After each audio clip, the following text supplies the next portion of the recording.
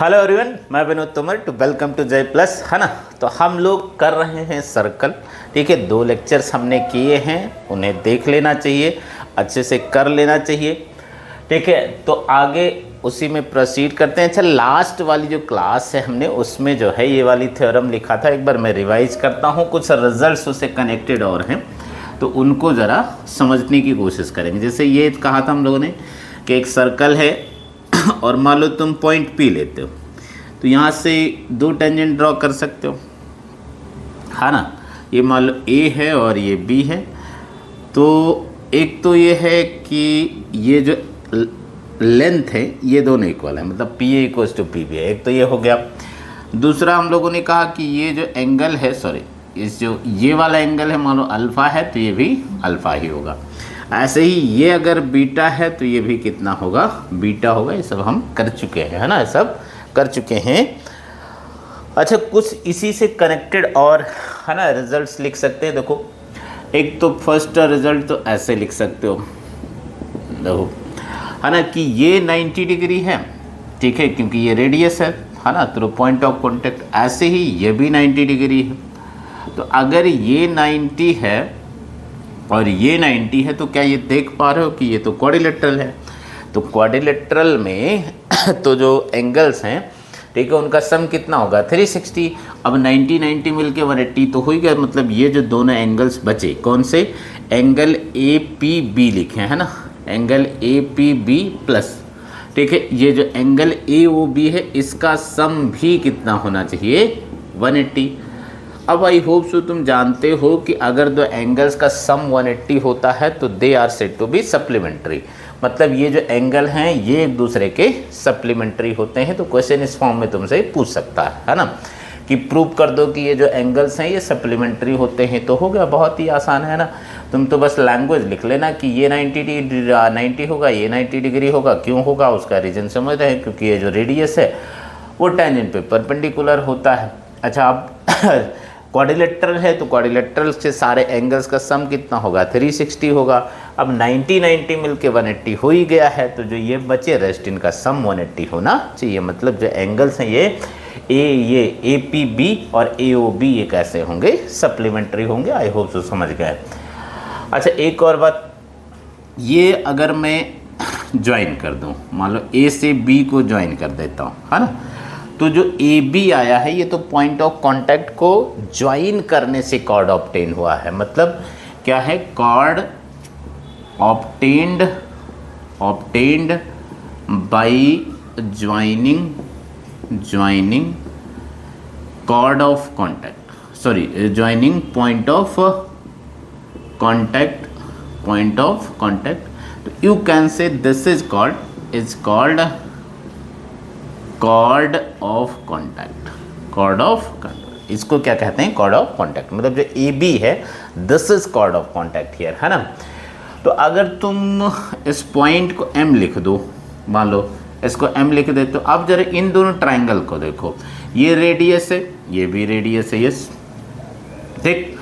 ये वाला एंगल इस एंगल के इक्वल है और ये साइड कॉमन है, ये साइड कॉमन है। तो मतलब ये दोनों जो ट्राइंगल्स हैं दे आर कॉन्ग्रुएंट, है ना। अच्छा, तो कॉन्ग्रुएंट ट्राइंगल के तो करस्पॉन्डिंग पार्ट इक्वल होते हैं, तो A M equals to B M होगा, ठीक है। एक तो ये हो गया और ये एंगल 90 डिग्री हो जाएगा ये 90 हो गया। मतलब ए एम ओ जो एंगल है, सॉरी, ए एम ओ और बी एम ओ ये इक्वल होंगे और दोनों 90 हो जाएंगे क्योंकि ये टोटल 180।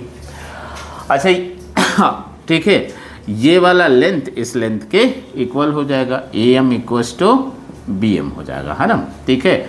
तो जो ए बी है वो ट्वाइस ऑफ ए एम हो जाएगा या ट्वाइस ऑफ बी एम हो जाएगा, है ना। आई थिंक ये समझ रहे हैं, ठीक है। ये सब क्वेश्चंस में यूज होंगे, ठीक है। तो A M equals to B M होगा। फिर से समझ लेते हैं इस बात को, ये रेडियस है, ये रेडियस है, ये कॉमन साइड है और ये एंगल पहले प्रूव कर चुके हम लोग कि ये वाला एंगल इसके इक्वल होता है। तो कौन सी कॉन्ग्रुएंसी लगाओगे, एस ए एस, है ना। साइड एंगल, साइड वाली कॉन्ग्रुएंसी से ये दोनों कॉन्ग्रुएंट हो गए। अच्छा, कॉन्ग्रुएंट हो गए तो कॉन्ग्रुएंट ट्रायंगल्स के तो करस्पॉन्डिंग पार्ट इक्वल होते हैं। इट मीन्स सारे ये वाला इसके इक्वल होना चाहिए और ये एंगल इसके इक्वल होना चाहिए। ऐसे ये वाला एंगल भी इसके इक्वल ही होगा। मतलब ये अगर ये तो वैसे ये वाला अगर एंगल में थीटा कह दूं तो ये एंगल भी थीटा होगा। ये भी ध्यान रख सकते हो, है ना, कि एंगल्स भी इक्वल होंगे। है, ये थीटा होगा तो ये भी थीटा हो जाएगा। ठीक, तो ये 90 माइनस थीटा हो जाएगा, ये भी 90 माइनस थीटा हो जाएगा। आई होप सो समझ गए हैं। ठीक है, काफ़ी कुछ एक्सप्लेन कर दे। एक और बात यहाँ से हम रिलेटेड लिखना चाहते हैं, ज़रा लिखते हैं। देखो, जो कॉर्ड ऑफ कांटेक्ट आई है इसकी लेंथ लिखना चाहते हैं, है ना। ठीक है, इस पे डायरेक्ट क्वेश्चन आ सकता है तुमको, length of chord of contact, chord of contact. तो बना लेते एक बार फिर से वापस डायग्राम, थोड़ा नीट एंड क्लीन रहेगा, है ना। ये मान लो टेंजेंट से सॉरी, ये टेंजेंट से ये P हो गया, ये A हो गया और ये B। जब तुम A B को ज्वाइन करोगे तो कॉर्ड ऑफ कांटेक्ट आएगा। सेंटर मान लो O ही है ना। तो ये तो समझ रहे हैं कि ये अगर मैंने कहा था M हो तो जो AB है वो ट्वाइस ऑफ AM होगा। AB जो है वो ट्वाइस ऑफ AM लिखो या ट्वाइस ऑफ BM लिखो, एक ही बात है ना। दूसरी बात, ये तो 90 डिग्री है, ये तो समझ ही रहे हैं, इसमें तो कोई प्रॉब्लम है नहीं। अच्छा, इसकी रेडियस को थोड़ी देर के लिए मैं कैपिटल R लिख रहा हूँ और इसकी जो टेंजेंट की लेंथ है ना, टेंजेंट की लेंथ है वो कितना है, L। अब देखो समझना, ठीक है। मान लो इस एंगल को मैं थीटा कह देता हूँ, है ना, थीटा कह देता हूँ। तो ट्रिग्नोमेट्री का थोड़ा बहुत आइडिया तो होगा तुम्हें। तो इस ट्राइंगल में अगर देखो ये 90 है तो ये हाइपोटेन्यूज, ये थीटा के सामने है रेडियस, तो ये परपेंडिकुलर होगा और ये वाला बेस होगा। तो अगर मैं R/L लिखूं, R/L, तो ये परपेंडिकुलर और बेस, तो परपेंडिकुलर अपॉन बेस कितना आएगा, tan थीटा आएगा। तो अगर tan थीटा नोन हो तो क्या तुम sin थीटा cos थीटा लिख सकते हो? यस, लिख सकते हैं बहुत इजीली। ये ट्राइंगल बना लिया मैंने, ये थीटा है, ये R है और ये L है। तो Pythagoras theorem √R² plus L square होगा। अब अगर साइन थीटा कोई मुझसे पूछे तो वो हो जाएगा R upon √L² plus R²। अगर कॉस थीटा पूछता है तो ठीक है, L upon √R² plus L² है। आई होप तो समझ गए। तो ये वाला अब उस ट्रायंगल को छोड़ के इस ट्रायंगल में देखो तुम, ये वाला भी तो राइट एंगल ट्रायंगल है, अभी समझा था, है ना। ठीक है, कि ये वाला भी राइट एंगल ट्रायंगल, ये 90 डिग्री होगा। तो अगर ये राइट एंगल ट्रायंगल है तो इस थीटा के रिस्पेक्ट में ये परपेंडिकुलर है और ये वाला आपकी बार हाइपोटेन्यूज है। मतलब अगर मैं इस ट्रायंगल को लूँ, इन ट्रायंगल कौन सा, AM और P ले लूँ, है ना, AM और P। तो यहाँ से अगर मैं साइन क्या लिखूँ, ये AM चाहिए मुझे, तो AM परपेंडिकुलर है और ये हाइपोटेन्यूज है। तो AM अपॉन L ये किसके इक्वल हो जाएगा, perpendicular upon hypotenuse, sine theta होता है। तो AM कितना आ जाएगा, L साइन थीटा हो जाएगा। अब साइन थीटा तो पहले ही लिख रखा हम लोगों ने, ये रहा R अपॉन रूट, तो कितना हो गया L into R upon √L² plus R²। लेकिन तुमको तो AB चाहिए था, तो AB तो AM का डबल है, तो AB कितना है, ट्वाइस ऑफ AM है। तो कितना हो जाएगा ये 2LR upon √R² plus L², या L² प्लस R², सेम ही चीज़। तो एक बार फिर से समझ लेते हैं ना, लेंथ ये याद कर लेना, ठीक है, मेमोराइज कर लेंगे, ज़्यादा अच्छा रहेगा, क्योंकि ये एग्जाम में बैठ के डिराइव तो नहीं करेंगे। तो लेंथ आएगा 2LR upon √L² plus R²।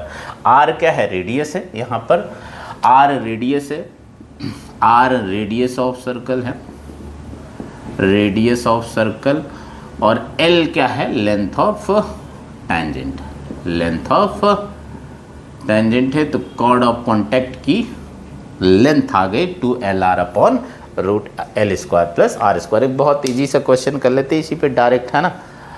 तो क्या है, मान लो मैं ये कहता हूँ कि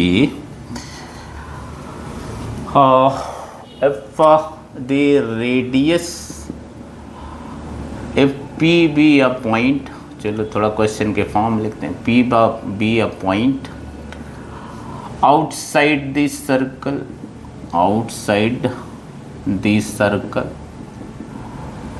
and a tangent is drawn to the circle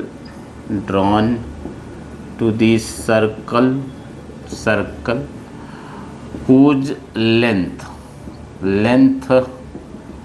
is 5 and radius 6 लिख लेते हैं, 6 and radius is 8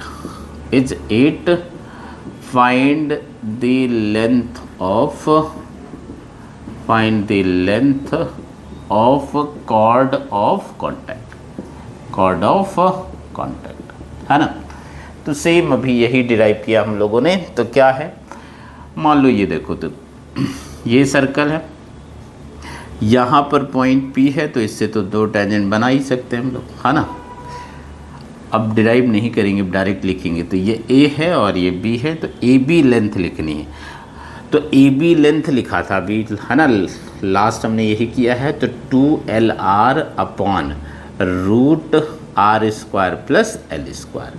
अब यहाँ पर R कितना है, R है अपने पास 8, रेडियस 8 है और लेंथ कितना है 6। तो यहाँ पे वैल्यू सब्स्टिट्यूट कर दो, तो कितना हो जाएगा 2 × 6 × 8 अपॉन, है ना, √r 8² प्लस 6²। तो ये तो 100 आ जाएगा, तो 10 आ जाएगा। तो 2 × 6 × 8 अपॉन 10 हो गया। तो ये कैंसिल कर सकते हो, तो कितना आ जाएगा 48/5, है ना। ये हो गया 48/5। आई होप तो समझ गए। इसे तो मेमोराइज कर लेंगे, है ना, डायरेक्टली मेमोराइज कर लिया कि जो लेंथ होगी वो कितना हो जाएगा 2LR upon √L² plus R² हो जाएगा, है ना। तो बेनिफिशियल रहेगा। अच्छा, 1-2 क्वेश्चन और करते हैं। सॉरी, अच्छा अभी लिखा था हमने कि जो सेंटर पर एंगल होगा और जो टैंजेंट्स के बीच एंगल होगा, ठीक है, वो दोनों एक दूसरे के सप्लीमेंट्री होंगे। तो एक ये ज़रा क्वेश्चन देखो, ये कह रहा कि एक फिगर दे रखा है अपने पास, है ना, इन द गिवन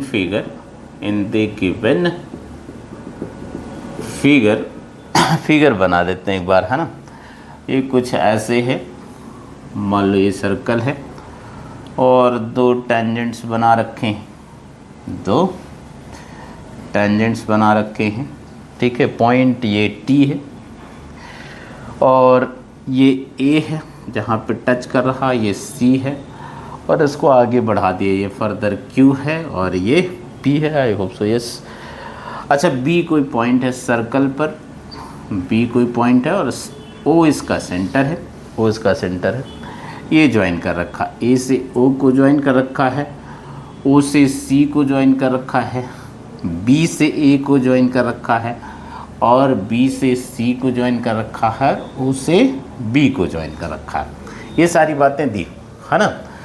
अच्छा, कुछ और दिया हुआ है कि एंगल B, है ना, BCQ जो है, तो BCQ ये वाला हो जाएगा, है ना। एंगल BCQ ये कितना है 55 डिग्री दे रखा है। और कुछ दे रखा है एंगल BAP, तो BAP ये वाला हो जाएगा।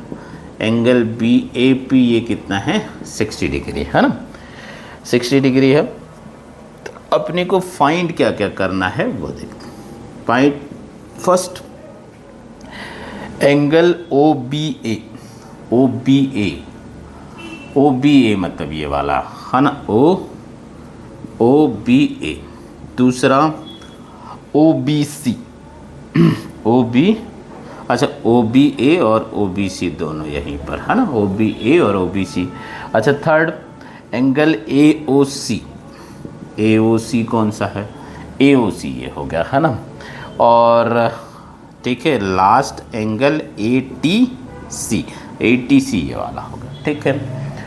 तो आई होप सो जो लिखा उसको मार्क कर देते हैं ना। ये वाला एंगल दे रखा है कितना है 55 है और ये वाला जो एंगल है वो 60 डिग्री। अब तुम तो देखो ये सेंटर है, तो सेंटर से पॉइंट ऑफ कांटेक्ट को जो, तो ये तो रेडियस है। अच्छा ये रेडियस होगा तो ये टोटल एंगल फिर 90 होगा। अच्छा ये 60 हो गया तो ये कितना बच जाएगा, 30 बच जाएगा। ऐसे यहाँ पर आ जाओ, ये रेडियस है, ठीक है, क्योंकि पॉइंट ऑफ कांटेक्ट को ज्वाइन कर रखा है सेंटर से, तो ये 90 होगा, तो 90 में 55 कम कर दो तो 35 हो गया।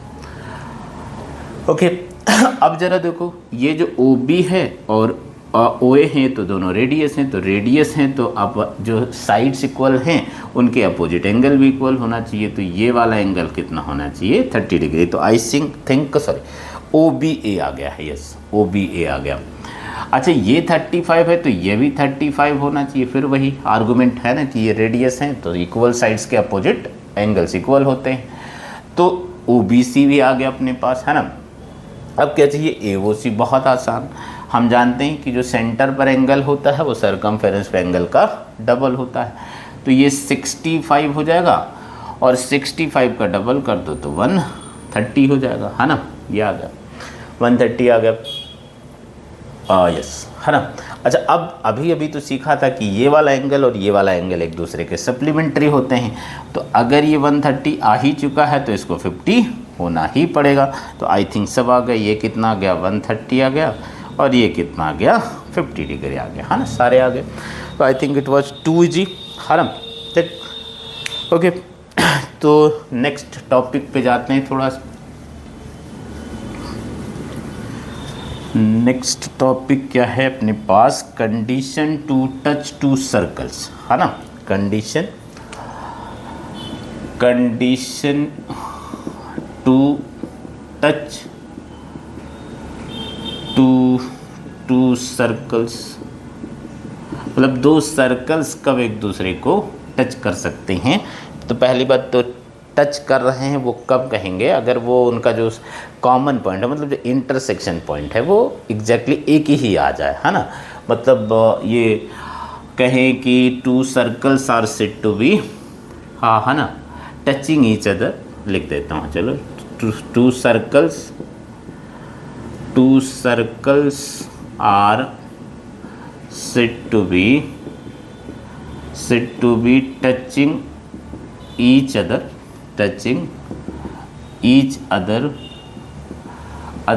if they have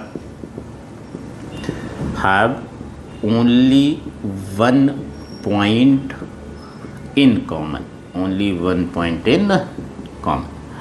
अच्छा अब टच दो तरीके से कर सकते हैं ना। एक तो सर्कल ऐसे टच कर सकता है, इसको केश पर लिख रहा हूँ, है ना। ये सर्कल है, एक ये हो गया और दूसरा ये हो गया, है ना। तो ऐसे जब टच कर रहा होगा तो क्या कहेंगे, वो एक्सटर्नली टच कर रहे हैं, है ना, बाहर टच कर रहा है ना, तो एक्सटर्नली टच कर रहा है। अच्छा इसका सेंटर मान लो C1 है और इसका सेंटर क्या है, C2। तो ये जो पे टच कर रहे हैं यहाँ पर मान लो मैं टेंजेंट बना सकता हूँ, तो एक कॉमन टेंजेंट आ जाएगा। तो ये जो पॉइंट है पॉइंट P जो है, ठीक है, ये क्या कहलाता है, पॉइंट ऑफ कांटेक्ट कहलाता है, ठीक। और अगर तुम C1 C2 को ज्वाइन करोगे तो पॉइंट P इसी लाइन पर आएगा, इसी लाइन पे आएगा। अभी प्रूफ भी कर देंगे, है ना। अच्छा तो जो पॉइंट P है, अच्छा ये सर्कल एक दूसरे को कैसे टच कर रहे हैं, एक्सटर्नली टच कर। तो जो पॉइंट P है ना, circles touch each other externally, touch each other how externally, है ना। अच्छा अब एक्सटर्नली टच कर रहे हैं तो क्या क्या चीज़ें हमें पता होना चाहिए। तो एक तो ये जो पॉइंट P है हमने कहा है ना, this is point of contact, point P is point of contact, एक तो ये बात हो गई, है ना, पॉइंट ऑफ कॉन्टैक्ट। दूसरा जो PT है, this is common tangent, this is common tangent. तीसरा सेंटर्स को ज्वाइन करने वाली लाइन जो C1 C2 है, that is called line of center. C1 C2 is called line of center, है ना। मतलब सेंटर्स को ज्वाइन करने वाली लाइन को लाइन ऑफ सेंटर कहेंगे। और क्या, ठीक है, ये तो बहुत ऑब्वियस देख सकते हो कि अगर ये रेडियस R1 है और ये रेडियस R2 है, ठीक है, तो R1 प्लस R2 मिल के C1 C2 के इक्वल होगा क्या? तो यही कंडीशन है ना एक्चुअली, मतलब दो सर्कल्स के एक्सटर्नली टच होने की कंडीशन ये है कि C1 C2 जो है वो किसके इक्वल होना चाहिए? R1 प्लस R2, मतलब डिस्टेंस बिटवीन सेंटर जो है वो क्या होना चाहिए? सम ऑफ रेडियाई होना चाहिए। अच्छा, हमने कहा एक बात और कि ये जो पॉइंट P है वो इसी लाइन पर होगा, है ना, इसी लाइन पर होगा। ये इंश्योर कर सकते हैं, कैसे इंश्योर कर सकते हैं? बहुत आसान है कि अगर मैं, है ना, इस सर्कल को थोड़ी देर के लिए भूल जाऊं, ये टेंजेंट है तो P पॉइंट ऑफ कांटेक्ट है, तो C1 से अगर मैं इसको ज्वाइन करता हूं तो ये तो रेडियस होगा, तो ये 90 डिग्री होना चाहिए, ठीक, क्योंकि पॉइंट ऑफ कांटेक्ट के थ्रू रेडियस बना रहा है। अब थोड़ी देर के लिए इस सर्कल को भूल जाओ, तो C2P रेडियस है, तो क्या ये 90 डिग्री होना चाहिए? होना चाहिए। अब देखो इस एंगल और इस एंगल का सम कितना आ गया? 180 हो गया। तो ऐसा तो तभी हो सकता है ना, सम 180 आ गया, इसका मतलब ये जो C1 C2 C1P C2 है ये एक स्ट्रेट लाइन है, ठीक है। अच्छा, स्ट्रेट लाइन है तो इसका मतलब पॉइंट P को इसी लाइन पे होना ही पड़ेगा, इसी लाइन पे होना पड़ेगा, है ना। अब तुम लिख लेना, है ना, लैंग्वेज जो है, ठीक है, you can find this like theorem, है ना, तो वो अपने से लिख लेना, ठीक है। लिखना बहुत आसान है कि ये वाला एंगल 90 डिग्री होगा बिकॉज ये रेडियस है, ये 90 डिग्री होगा बिकॉज ये रेडियस है, ठीक है। दोनों को सम कर दिया तो क्या हो जाएगा? 180 हो जाएगा। It means this is a straight line, ठीक, it means P lies on the line joining C1 and C2। अच्छा, अनदर पॉसिबिलिटी क्या हो सकती है? अनदर पॉसिबिलिटी ये हो सकती है टू सर्कल्स में टच इंटरनली, है ना। एक और चीज़ से यहाँ पर समझ लेना चाहिए वैसे, चलो अभी देखते ठीक है। तो दूसरा पॉसिबिलिटी ये है केस 2, है ना, circles touch internally, circles touch internally. तो इंटरनली कैसे दिखाई देगा? मतलब ये कुछ सर्कल मेरे पास मान लो 1 हो गया, ठीक है, और ये सर्कल 2 हो गया। अब एक ही कॉमन पॉइंट आना चाहिए, ये शर्त रखी थी हम लोगों ने, है ना। थोड़ा सर्कल अच्छा बना लो, बन पाए जितना अच्छा उतना तो बना ही लिए। अच्छा, ये जो पॉइंट P है, this is here point of contact, point of contact. इसका सेंटर मान लो C1 है और इसका सेंटर C2 है, तो C1 C2 को ज्वाइन कर दूं तो C1 C2 क्या है? Line of centre, line of centre. अब अगर तुम C1 C2 को आगे बढ़ा देते हो तो P भी इसी लाइन पे लाई करेगा, P भी इसी लाइन पे लाई करेगा। अभी प्रूव कर देंगे, ठीक है। दूसरा, है ना, ठीक है, ये यहाँ पर एक कॉमन टेंजेंट बना सकते हैं, तो जो PT है वो दोनों के लिए टेंजेंट है, तो PT is common tangent, PT is common tangent, है ना, ये होगा। अच्छा, नेक्स्ट जैसे उसमें लिखा था हम लोगों ने कि अगर दो सर्कल्स को एक्सटर्नली टच करना है तो distance between centre that should be equals to what? Sum of radii. तो वैसे ही यहाँ पर तुम बहुत ऑब्वियस देख सकते हो, ये देखो, अगर इतना डिस्टेंस में, है ना, इसको मान लो R1 कह दूँ और इसको R2 कह दूँ, ठीक है, तो क्या C1 C2 तो ये है ना, तो इससे ये माइनस करोगे तो C1 C2 यहाँ पर तो R2 माइनस R1 आएगा। मे बी R1 ग्रेटर, तो इसलिए मॉड लगा के लिख दो तुम, तो ये टेंशन खत्म हो गई कि R1 बड़ा है कि R2 बड़ा। मतलब अगर कभी चेक करना हो कि दो सर्कल्स इंटरनली टच कर रहे हैं नहीं कर रहे हैं, तो अगर उसके बीच सेंटर के बीच की डिस्टेंस बता दिया और रेडियाई बता दिया तो तुम चेक कर लो कि जो डिफरेंस ऑफ रेडियाई है वो C1 C2 के इक्वल है या नहीं। अगर है तो मतलब दोनों एक दूसरे को इंटरनली टच कर रहे हैं। पॉइंट P जो है ये पॉइंट ऑफ कांटेक्ट हो गया। थोड़ा बहुत अगर तुम कोऑर्डिनेट ज्योमेट्री में सेक्शन फार्मूला जानते हो तो C1 C2 ये जो पॉइंट P है वो वहाँ पर जो था, ये वाला बना देता हूँ एक बार, है ना, यहाँ पर कुछ ऐसे था, तो ये C1 C2 था मेरे पास, ये P था, तो P जो है वो C1 C2 के बीच लाई कर रहा है और यहाँ पर P C1 C2 के बाहर लाई कर रहा है। तो जब बीच में कोई पॉइंट होता है तो उसको किसी रेशियो में अगर डिवाइड करते हैं तो कहते हैं इंटरनल डिवीजन है, और अगर बाहर लाई करता है तो एक्सटर्नल डिवीजन है। तो जो ये P है यहाँ पर, ये इस डिस्टेंस को R1 रेशियो R2 में इंटरनली डिवाइड करेगा, क्योंकि ये R1 था, ये R2, मतलब C1 से P और C2 से P तक का रेशियो निकालोगे तो ये R1 रेशियो R2 होगा। इस तरह पॉइंट P इनसाइड है, इसलिए इंटरनल डिवीजन है। ऐसे यहाँ पर भी C1 से P और C2 से P का रेशियो निकालोगे तो ये R1 रेशियो R2 होगा, बस ये डिवीजन एक्सटर्नल कहलाता है। आई होप सो शायद इतनी ज़रूरत नहीं पड़ेगी, ठीक है। फिर स्टिल है ना, अगर ज़रूरत पड़ जाए तो समझ के रखना। अच्छा नेक्स्ट थिंग ये है, हाँ, तो यहाँ पर ये वाला C1 C2 हमने कहा डिफरेंस ऑफ रेडियस। अच्छा हमने कहा P इसी लाइन पे लाई करना चाहिए, है ना, तो वो बहुत आसान है। तुम थोड़ी देर के लिए अंदर वाले सर्कल को देखो, बाहर वाला भूल जाओ। तो C1 से अगर तुम P को ज्वाइन करते हो तो ये तो रेडियस है, तो रेडियस तो परपेंडिकुलर होता है टेंजेंट पे, है ना, तो मतलब ये 90 डिग्री होना चाहिए। अच्छा अब अंदर वाले को भूल जाओ, बाहर वाले को देखो, तो C2 से अगर तुम P को ज्वाइन करते हो ये भी 90 डिग्री होना चाहिए। अब सेम ही एंगल बना रहा है, C1P भी वही एंगल, C2P भी वही एंगल, दोनों सेम ही एंगल बना रहे हैं। और अगर इस लाइन पे कोई पॉइंट है तो इस लाइन पे तो इस पॉइंट के थ्रू, मतलब एक पॉइंट के थ्रू एक ही परपेंडिकुलर बना सकते हो, तुम एक से ज़्यादा नहीं बना सकते हो।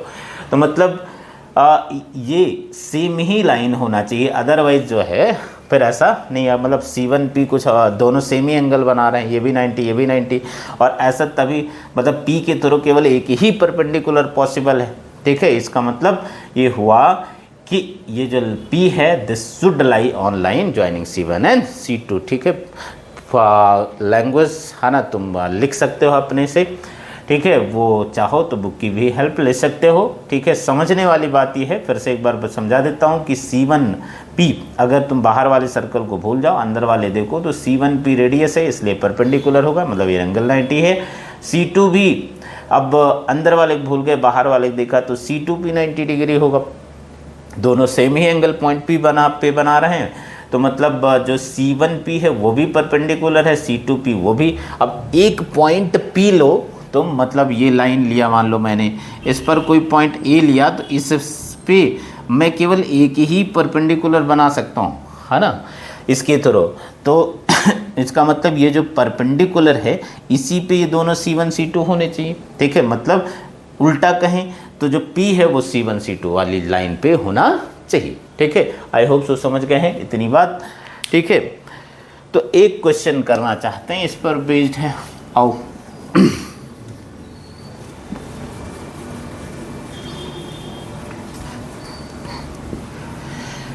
ये कह रहा है कि P and Q are the centres of circles, P and Q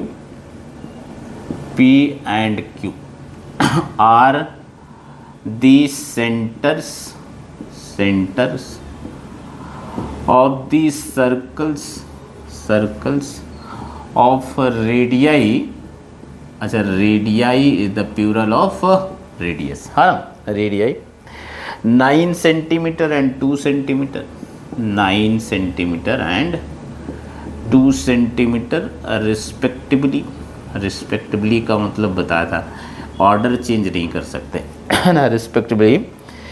A PQ is 17 centimetre, PQ is 17, मतलब जिसका सेंटर P होगा उसकी रेडियस 9 होगी, जिसका सेंटर Q होगा उसका रेडियस 2 होगा, रिस्पेक्टिवली का ये सेंस है। PQ is 17 centimetre, 17 centimetre.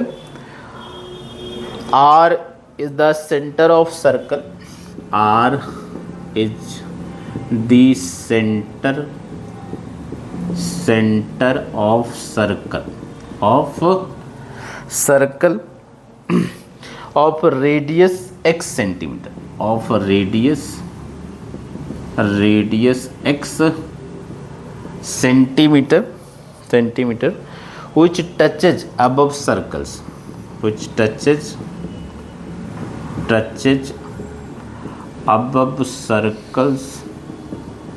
above circles externally,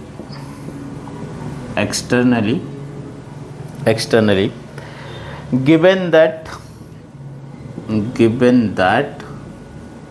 angle PRQ, P R Q 90 degree, right an equation in x, right an equation in x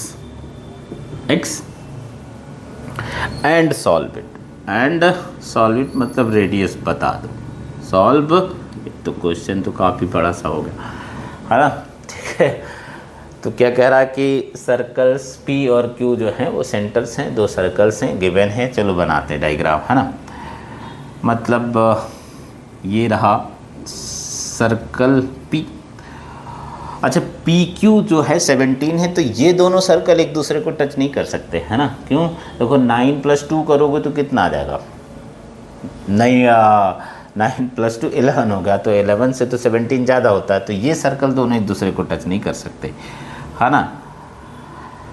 ये क्यों? तो कुछ ये कह रहा, चलो सेंटर ज्वाइन कर दे। अब कह रहा है एक सर्कल बनाओ जो दोनों को टच कर जाए, थोड़ा अच्छा नहीं है, मान लेना दोनों को टच कर रहा, ठीक, ऐसे सर्कल। तो इसका सेंटर कह रहा R है, ये ज्वाइन कर लिया, फिर ये ज्वाइन कर लिया, है ना।